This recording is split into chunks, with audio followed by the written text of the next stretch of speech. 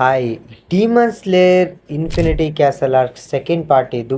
ಈ ಪಾರ್ಟ್ ನಲ್ಲಿ 2 ಡಿಮನ್ ಬಗ್ಗೆ ಡಿಸ್ಕಸ್ ಮಾಡೋಣ. ಆ ಡಿಮನ್ ಯಾವ್ದಾವ್ದಂದ್ರೆ ಅಕಾಜ ಹಾಗೆ ಕೈಗಾಕು. ನಾವು ಡಿಮನ್ ಸ್ಲೇಯರ್ ಪಾರ್ಟ್ 1 ನಲ್ಲಿ ನೋಡಿದೀವಿ. ಈ ಫೈಟ್ ಗಳೆಲ್ಲ ಒಂದು ಪ್ಯಾರಲಲ್ ವರ್ಲ್ಡ್ ನಲ್ಲಿ ಆಗ್ತಾ ಇವೆ. ಹಾಗೆ ಕಾಗೆಯ ಆರ್ಡರ್ ಮೇಲೆ ಎಲ್ಲ ಡಿಮನ್ ಸ್ಲೇಯರ್ಸ್ ಅವರು ಹೋಗ್ತಾ ಇರ್ತಾರೆ.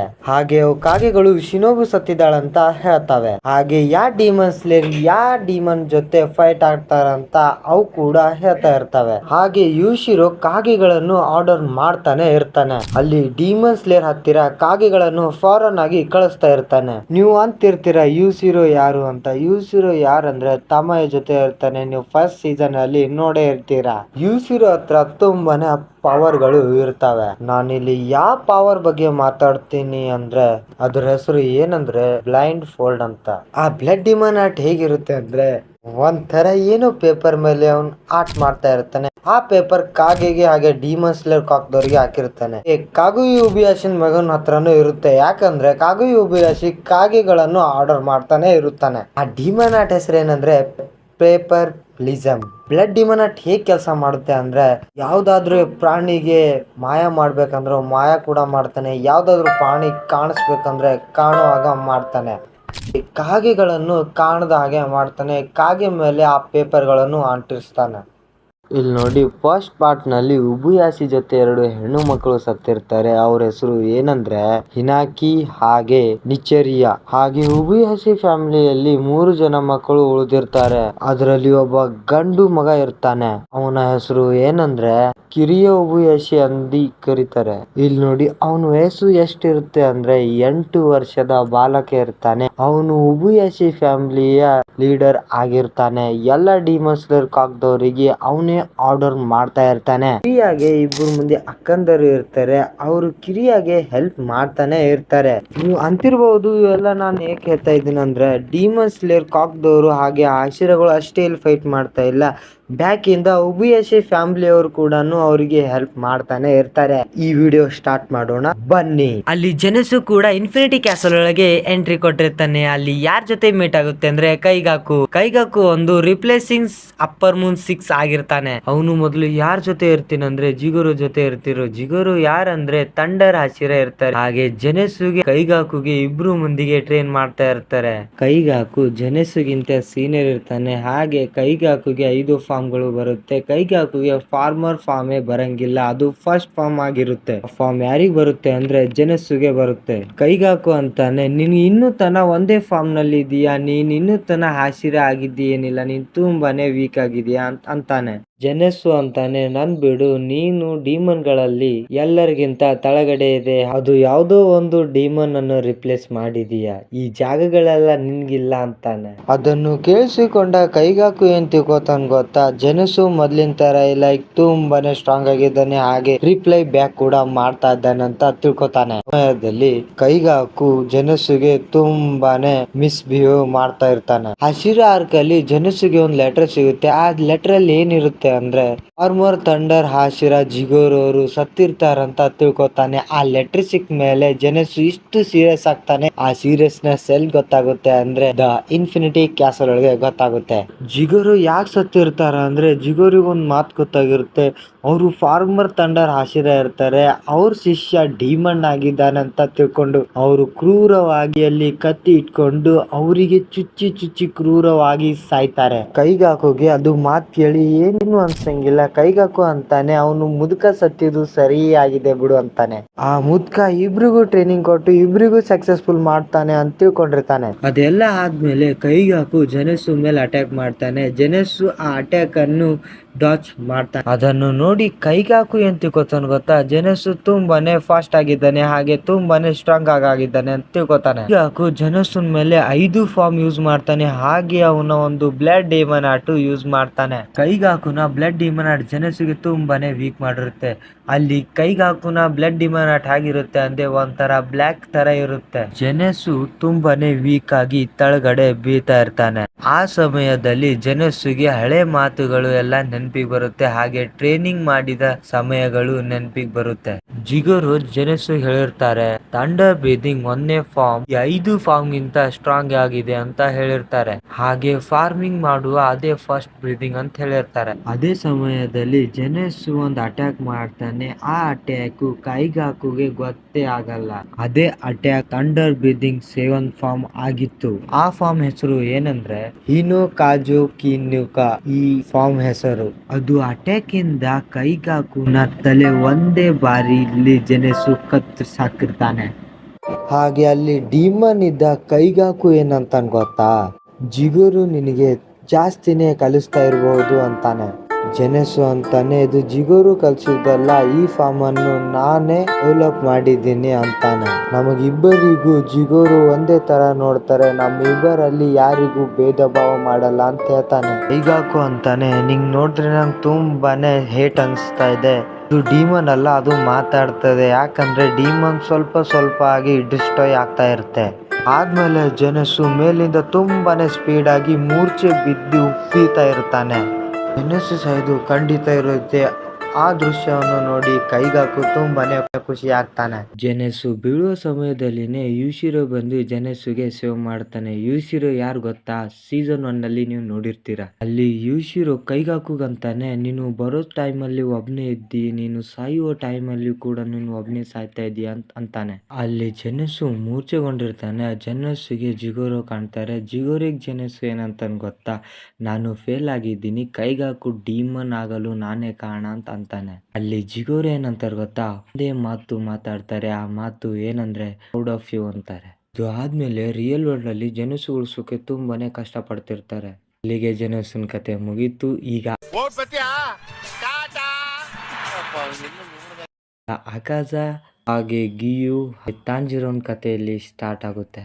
ಅದೇ ಸಮಯದಲ್ಲಿ ಅಕಾಜ ತಾಂಜಿರೋ ಎದುರು ಎಂಟ್ರಿ ಕೊಡ್ತಾನೆ. ಅಕಾಜ ತಾಂಜಿರೋ ನೋಡಿದ ತಕ್ಷಣನೇ ಮುಗೆನ್ ಟ್ರೈನ್ ಆಕ್ಸಿಡೆಂಟ್ ಅವನಿಗೆ ನೆನಪಾಗುತ್ತೆ. ಅಕಾಜ ತಾಂಜಿರೋಗಂತಾನೆ, ನೀ ಅದೇ ವೀಕ್ ಡಿಮನ್ ಸ್ಲೇಯರ್ ಅಲ್ಲ, ನೀನ್ ಇನ್ನೂ ಕೂಡ ಸತ್ತಿಲ್ಲ, ನೀನ್ ಇನ್ನೂ ಕೂಡ ಜೀವಂತ ಇದೀಯ ಅಂತಾನೆ. ತಾಂಜಿರೋ ರೆಂಗುಕು ರಿವೆಂಜ್ ತಗೋಬೇಕಂದಿರ್ತಾನೆ. ಹಿನೋಕಾಮಿಕಾಕುರ ಫೈರ್ ವೀಲ್ ಅಂತ ಅಕಾಜನ್ ಮೇಲೆ ತಾಂಜಿರೋ ಅಟ್ಯಾಕ್ ಮಾಡ್ತಾನೆ. ತಾಂಜಿರೋ ಅಕಾಜನ್ ಒಂದ್ ಕೈ ಕೂಡ ಕತ್ತರಿಸ್ತಾನೆ. ಹಾಗೆ ತಾಂಜಿರೋ ಅಕಾಜನ್ ಅಟ್ಯಾಕಿಗೆ ಡಾಚ್ ಮಾಡ್ತಾನೆ ಇರ್ತಾನೆ. ತಾಂಜಿರೋನ ಸ್ಕಿಲ್ ನೋಡಿ ಅಕಾಜ ಏನಂತ ಗೊತ್ತಾ, ಈಗ ನಾನ್ ನಿನ್ಗೆ ರೆಸ್ಪೆಕ್ಟ್ ಮಾಡ್ತೀನಿ ಅಂತಾನೆ. ಈಗ ನೀನು ತುಂಬಾನೇ ಸ್ಟ್ರಾಂಗ್ ಆಗಿದೀಯಾ ಅಂತಾನೆ. ಹಾಗೆ ಅಲ್ಲಿ ಗಿಯು ಕೂಡ ಇರ್ತಾನೆ. ಗಿಯು ತಾಂಜಿರೋ ಸ್ಕಿಲ್ ನೋಡಿ ಗಿಯು ಏನಂತ ಗೊತ್ತಾ, ಈ ಟೈಮ್ ಅಲ್ಲಿ ತಾಂಜಿರೋ ಒಂದು ಹಾಸಿರ ಲೆವೆಲ್ ಅಲ್ಲಿ ಇದ್ದಾನೆ ಅಂತಾನೆ. ಅದೇ ಸಮಯದಲ್ಲಿ ಫೈಟ್ ಸ್ಟಾರ್ಟ್ ಆಗುತ್ತೆ. ಆ ಸಮಯದಲ್ಲಿನೇ ಅಕಾಜ ಅವನೊಂದ ಬ್ಲೇಡ್ ಡಿಮನ್ ಆರ್ಟ್ ಯೂಸ್ ಮಾಡ್ತಾನೆ. ಗಿಯು ವಾಟರ್ ಬ್ರೀದಿಂಗ್ ಯೂಸ್ ಮಾಡ್ತಾನೆ. ಅದೇ 11ನೇ ಫಾರ್ಮ್ ಹೆಸರು ಏನಂದ್ರೆ ಡ್ರ್ಯಾಗನ್ ಅಂತ ಕರೀತಾರೆ. ಅಕಾಜ ಏನಂತ ಗೊತ್ತಾ, ಎಷ್ಟೋ ವಾಟರ್ ಬ್ರೀದಿಂಗ್ ಆಶ್ಚರ್ಯಗಳನ್ನು ನೋಡಿದ್ದೀನಿ, ಎಲ್ಲ ಆಶ್ಚರ್ಯಗಳು ಈ 11ನೇ ಫಾರ್ಮ್ ಅನ್ನು ಯೂಸೇ ಮಾಡ್ತಿದ್ದಿಲ್ಲ ಅಂತಾನೆ. ಗಿಯು ಏನಂತ ಗೊತ್ತಾ, ಈ ಫಾರ್ಮ್ ಅನ್ನು ನಾನೇ ತಯಾರು ಮಾಡಿದ್ದೀನಿ ಅಂತಾನೆ. ಅಕಾಜನ್ ಬ್ಲಡ್ ಡಿಮನ್ ಆರ್ಟ್ ಹೆಸರು ಏನಂದ್ರೆ ಡೆಸ್ಟ್ರಕ್ಟಿವ್ ಡೆತ್ ಅಂತ. ಆ ಅಟ್ಯಾಕ್ ನಿಂದ ಯಾರಿಗಾದ್ರೂ ಹೊಡೆದ್ರೆ ತುಂಬಾನೇ ದೂರ ಹೋಗಿ ಬೀಳ್ತಾರೆ. ಅದೇ ಅಟ್ಯಾಕ್ ನಿಂದ ಗಿಯು ಹೊಡೆದಿರ್ತಾನೆ. ಗಿಯು ತುಂಬಾನೇ ದೂರ ಹೋಗಿ ಬಿದ್ದಿರ್ತಾನೆ. ಅದೇ ಟೈಮ್ ಅಲ್ಲಿ ತಾಂಜಿರೋ ಅಕಾಜನ್ ಜೊತೆ 1v1 ಫೈಟ್ ಮಾಡ್ತಾ ಇರ್ತಾನೆ. ಅದು ಫೈಟ್ ತುಂಬಾನೇ ರಿಸ್ಕಿ ಆಗಿತ್ತು. ಹಾಗೆ ಅಕಾಜ ತಾಂಜಿರೋನ್ ಸ್ಕಿಲ್ ನೋಡಿ ಇಂಪ್ರೆಸ್ ಆಗ್ತಾ ಇರ್ತಾನೆ. ಹಾಗೆ ಅಕಾಜ ಫೈಟ್ ಅಲ್ಲಿ ತಾಂಜಿರೋಗಿಂತ ಒಂದ್ ಕೈ ಮೇಲೆನೆ ಇರ್ತಾನೆ. ತಾಂಜಿರೋ ಗೊತ್ತೇ ಆಗಲ್ಲ ಹಾಗೆ ಆಗ್ತಾ ಇದೆ ಅಂತ. ಅದೇ ಸಮಯದಲ್ಲಿ ಅಕಾಜ ತಾಂಜಿರೋನ್ ಖಡ್ಗ ಹಿಡಿತಾನೆ. ಅದು ಬಿಡ್ತಾನೆ ಇರಲ್ಲ. ತಾಂಜಿರೋ ಅಕಾಜನ್ ಮೇಲೆ ಹೆಡ್ ಬಕ್ ಮಾಡ್ತಾನೆ. ಅದು ಕೂಡ ಏನು ಆಗಲ್ಲ. ಅದೇ ಸಮಯದಲ್ಲಿ ಗಿಯುನ ಮತ್ತೊಂದು ಬಾರಿ ಎಂಟ್ರಿ ಆಗುತ್ತೆ. ಒಂದಿ ಅಕಾಜನ್ ಕೈಯನ್ನು ಕಟ್ ಮಾಡ್ತಾನೆ. ಅದೇ ಸಮಯದಲ್ಲಿ ಅಕಾಜ ರೀಜನರೇಟ್ ಮಾಡ್ತಾನೆ ಇರ್ತಾನೆ. ಗಿಯು ತುಂಬಾನೇ ಕೋಪದಲ್ಲಿರ್ತಾನೆ. ಯಾಕೆ ಕೋಪದಲ್ಲಿರ್ತಾನೆ ಅಂದ್ರೆ ಅಕಾಜ ಗಿಯು ತುಂಬಾನೇ ದೂರ ಬೀಳಿಸಿರ್ತಾನೆ. ಸಮಯದಲ್ಲಿ ಗಿಯುನ ಡಿಮನ್ ಸ್ಲೇಯರ್ ಮಾರ್ಕ್ ಅನ್ಲಾಕ್ ಆಗುತ್ತೆ. ಅದು ಆದ್ಮೇಲೆ ಗಿಯು ತುಂಬಾನೇ ಫಾಸ್ಟ್ ಆಗಿರ್ತಾನೆ. ಅಕಾಜನ್ ಮೇಲೆ ಅಟ್ಯಾಕ್ ಮಾಡ್ತಾನೆ ಇರ್ತಾನೆ. ಅಲ್ಲಿ ತಾಂಜಿರೋ ನಿಲ್ತ್ಕೊಂಡು ಫೇಸ್ ಮಾಡ್ತಾ ಇರ್ತಾನೆ. ಅಕಾಜಗೆ ಫೈಟ್ ಮಾಡೋದಕ್ಕ ಮುಂಚೆನೆ ನಾವು ಎಲ್ಲಿ ಅಟ್ಯಾಕ್ ಮಾಡ್ತೀವಿ ಅಂತ ಹೇಗೆ ಗೊತ್ತಾಗುತ್ತೆ ಅಂತ ಅನಲೈಸ್ ಮಾಡ್ತಾ ಇರ್ತಾನೆ. ಅಲ್ಲಿ ತಾಂಜಿರೋಗೆ ಹಳೆ ಮಾತು ನೆನಪಿಗೆ ಬರುತ್ತೆ. ಇನೋಸುಕೆ ತಾಂಜಿರೋಗೆ ಹೇಳಿರ್ತಾನೆ, ಹೇಗೆ ಎದುರಾಳಿಯ ಅಟ್ಯಾಕ್ ಮೊದಲೇ ಗೊತ್ತಾಗುತ್ತೆ ಅಂತ.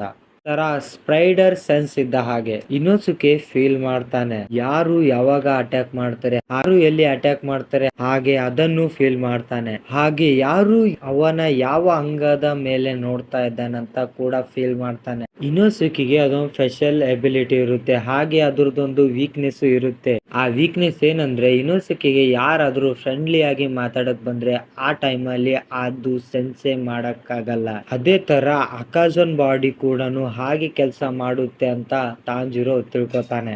ತಾಂಜಿರೋ ತಿಳ್ಕೊಂಡ್ಮೇಲೆ ಏನ್ ಮಾಡ್ತಾನೆ ಗೊತ್ತಾ, ಅಕಾಜನ್ ಮೇಲೆ ಶಾಂತಿಯಾಗಿ ಕಾಮವಾಗಿ ಅವನ ಮೇಲೆ ಅಟ್ಯಾಕ್ ಮಾಡ್ತಾನೆ. ಅಲ್ಲಿ ತಾಂಜಿರೋನ್ ಜೊತೆ ಒಂದು ಮ್ಯಾಜಿಕ್ ಆಗುತ್ತೆ. ಆ ಮ್ಯಾಜಿಕ್ ಏನಂದ್ರೆ ಅವನಿಗೆ ಟ್ರಾನ್ಸ್ಪರೆಂಟ್ ವರ್ಲ್ಡ್ ಕಾಣಕ್ ಸ್ಟಾರ್ಟ್ ಆಗುತ್ತೆ.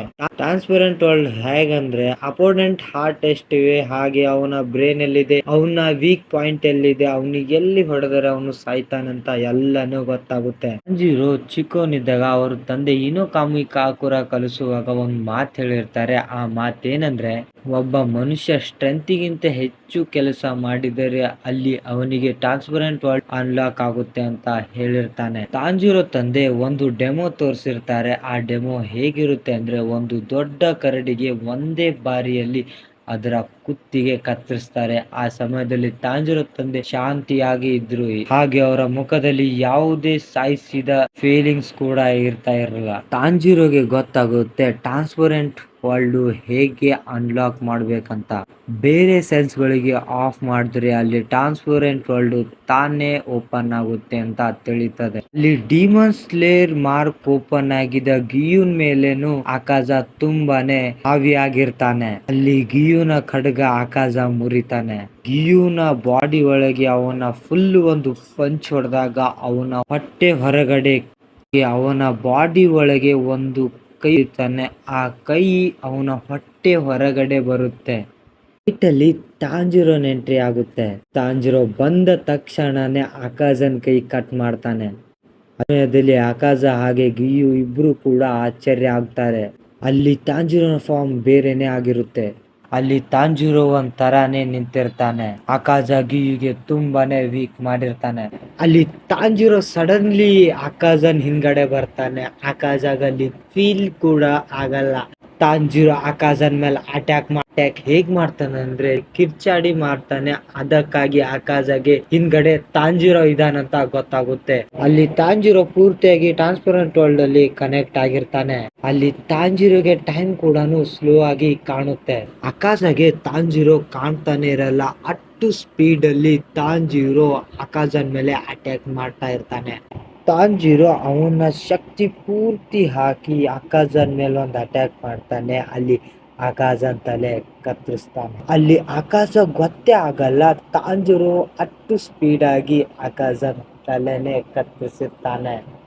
ಆಕಾಶ ಅಂತಾನೆ, ತಾಂಜಿರೋ ಇಷ್ಟು ಕಾಮವಾಗಿ ನನ್ನ ಮೇಲೆ ಹೇಗೆ ಅಟ್ಯಾಕ್ ಮಾಡ್ತಾ ಇರ್ತಾನೆ, ನಿಮ್ಮ ಒಂದು ಶಕ್ತಿಯ ಹಂತವನ್ನು ದಾಟಿದಾಗ ಸೆಪರೇಟ್ ಅಂತ ಅದನ್ನು ಕ್ರ್ಯಾಕ್ ಮಾಡ್ತಿರ್ತಾರೆ. ಅಲ್ಲಿ ಆಕಾಶ ಅವನ ತಲೆಯನ್ನು ಜೋಡಿಸಲು ಪ್ರಯತ್ನ ಮಾಡ್ತಿರ್ತಾನೆ. ಅಲ್ಲಿ ಗಿಯು ತನ್ನ ಮುರಿದಿದ ಖಡ್ಗವನ್ನು ಬಿಟ್ಟು ಆಕಾಶನ್ ತಲೆ ದೂರ ಮಾಡ್ತಾನೆ. ಅಲ್ಲಿ ಆಕಾಶ ಸೋಲ್ತಾನೆ ಇರಲ್ಲ, ಅವನ ತಲೆನೇ ರೀಜನರೇಟ್ ಮಾಡ್ತಾ ಇರ್ತಾನೆ. ಅಲ್ಲಿ ಆಕಾಶ ತನ್ನ ಶಕ್ತಿಯ ಕೊನೆ ಹಂತಕ್ಕೆ ಬಂದಿರ್ತಾನೆ. ಅಲ್ಲಿ ಅವನ ತಲೆ ವೀಕ್ನೆಸ್ ಇದ್ದಿರಲ್ಲ, ಯಾಕಂದ್ರೆ ಅವನ ತಲೆನೇ ರೀಜನರೇಟ್ ಮಾಡ್ತಾ ಇರ್ತಾನೆ. ಅಲ್ಲಿ ತಾಂಜಿರೋ ಹಾಗೆ ಗಿಯು ಇಬ್ರು ಕೂಡ ವೀಕ್ ಆಗಿರ್ತಾರೆ. ಅಲ್ಲಿ ಆಕಾಶ ಅವನ ತಲೆನೇ ರೀಜನರೇಟ್ ಮಾಡ್ತಾ ಇರ್ತಾನೆ. ಅಲ್ಲಿ ಆಕಾಶಗೆ ಹಳೆ ಮಾತುಗಳು ನೆನಪಿಗೆ ಬರುತ್ತವೆ. ಅಲ್ಲಿ ಆಕಾಶಗೆ ಅವನ್ ಲವರ್ ನೆನಪಿಗೆ ಬರ್ತಾಳೆ. ಅವಳು ಏನಂತಾಳೆ ಗೊತ್ತಾ, ಆಕಾಶನ್ ಕೈ ಹಿಡ್ದು ಗಿವ್ ಅಪ್, ಸಾಕ್ ಬಿಡು, ಎಷ್ಟು ಫೈಟ್ ಆಡ್ತೀಯಾ ಅಂತಾಳೆ. ಅಲ್ಲಿ ಆಕಾಶ ಗಿವ್ ಅಪ್ ಮಾಡ್ತಾ ಇರ್ತಾನೆ. ಅಲ್ಲಿ ತಾಂಜಿರೋ ಗೋಡೆ ಒಳಗೆ ಸಿಕ್ಕಿಕೊಂಡಿರ್ತಾನೆ, ಅವನು ಮೂರ್ಛೆಗೊಂಡಿರ್ತಾನೆ. ಅಲ್ಲಿ ಗಿಯು ತನ್ನ ಪೂರ್ತಿ ಶಕ್ತಿ ಹೋಗ್ಕೊಂಡಿದ್ರು ತಾಂಜಿರೋಗೂ ಇಳಿಸಲು ಗಿಯು ಅವಾಗ್ಲೂ ರೆಡಿ ಆಗಿರ್ತಾರೆ. ಅಲ್ಲಿ ತಾಂಜಿರೋ ಎದ್ದ ತಕ್ಷಣನೇ ಆಕಾಶನ ಮಖದ ಮೇಲೆ ಒಂದು ಪಂಚ್ ಮಾಡ್ತಾನೆ. ಅಕಾಜ ಅಲ್ಲಿ ಎನೆಲೆಕ್ಷನ್ ಟೆಕ್ನಿಕ್ ಅಟ್ಯಾಕ್ ಮಾಡ್ತಾನೆ. ಅಟ್ಯಾಕ್ ತಾಂಜಿರೋ ಹಾಗೆ ಗಿಯುನ್ ಮೇಲಿಲ್ಲ, ತನ್ನ ಬಾಡಿ ಮೇಲೆ ತಾನೇ ಮಾಡ್ತಾನೆ. ಯಾಕಂದ್ರೆ ಅಲ್ಲಿ ಅಕಾಜ ತನ್ನ ಬಾಡಿಗೆ ಡಿಸ್ಟ್ರಾಯ್ ಮಾಡ್ತಾ ಇರ್ತಾನೆ. ಅಲ್ಲಿ ಅಕಾಜ ಡಿಸ್ಟ್ರಾಯ್ ಆಗ್ತಾ ಸಮಯದಲ್ಲಿ ಮುಜಾನನ ಸೆಲ್ಸ್ ಏನ್ ಮಾಡ್ತಾವ ಗೊತ್ತಾ, ಅಕಾಜಗೆ ರೀಜನರೇಟ್ ಮಾಡಲು ಫೋರ್ಸ್ ಮಾಡ್ತಾನೆ ಇರುತ್ತವೆ. ಆದ್ರೂ ಅಲ್ಲಿ ಅಕಾಜನ ಹಳೆ ನೆನಪುಗಳು ನೆನಪಿಗೆ ಬಂದು ಅವನ ಬಾಡಿ ಕೂಡ ಅಲ್ಲಿ ಡಿಸ್ಟ್ರಾಯ್ ಮಾಡಿ ಹೋಗ್ತಾ ಇರ್ತಾನೆ. ತಾಂಜಿರೋ ಹಾಗೆ ಗಿಯು ಇಬ್ರು ಕೂಡ ತುಂಬಾನೇ ವೀಕ್ ಆಗಿರ್ತಾರೆ. ಅಲ್ಲಿ ಪ್ರೀತಿಯ ಜಯವಾಗುತ್ತೆ. ಡೂಮಾ ಅಕಾಜ ಆದ್ಮೇಲೆ ಸತ್ತಿರ್ತಾನೆ. ಅಲ್ಲಿ ಡೂಮಾ ಮೊದ್ಲೇ ಗೊತ್ತಾಗಿರ್ತಲ್ಲ ಯಾವ್ದೋ ಒಂದು ಡಿಮನ್ ಸತ್ತಿದೆ ಅಂತ. ಅದು ಡಿಮನ್ ಯಾರಂದ್ರೆ ಅಕಾಜ. ಮುಂದಿನ ವಿಡಿಯೋ ಯಾರ ಮೇಲೆ ಇರುತ್ತೆ ಅಂದ್ರೆ ಕೊಕೊಶಿವೋ ಹಾಗೆ ಮುಜಾನ್ ಮೇಲೆ ಇರುತ್ತೆ. ಈ ವಿಡಿಯೋ ನಿಮ್ಗೆ ಇಷ್ಟ ಆಗಿತ್ತು ಲೈಕ್ ಶೇರು ಕಮೆಂಟ್ ಮಾಡ್ರಿ ಅಂತ ಹೇಳ್ತಾ ಬಾಯ್ ಬಾಯ್.